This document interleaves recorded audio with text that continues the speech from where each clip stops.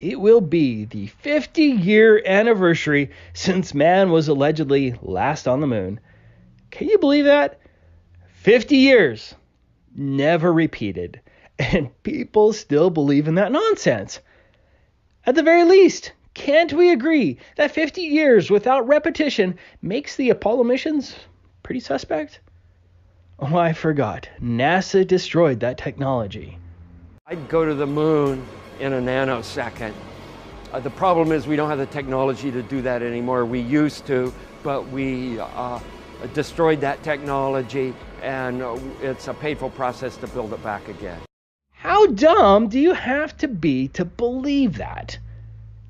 But here's a picture of the actual lunar lander from Apollo 11.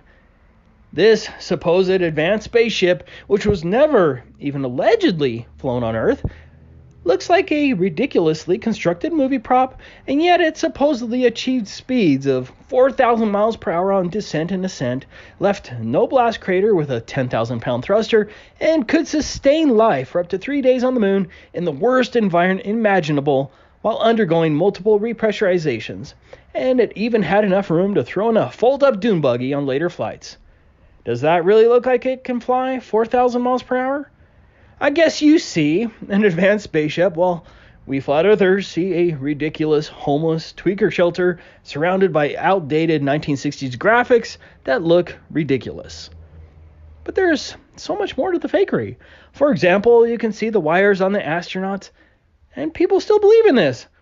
Just open your eyes and look at the obvious movie backdrop lines that you can see everywhere in the Apollo photos and videos. Just look at the vertical backdrop right behind the wire-dangling astronauts. 50 years since man was last on the moon. Astronauts dangling from wires, movie backdrops, and silly-looking movie props.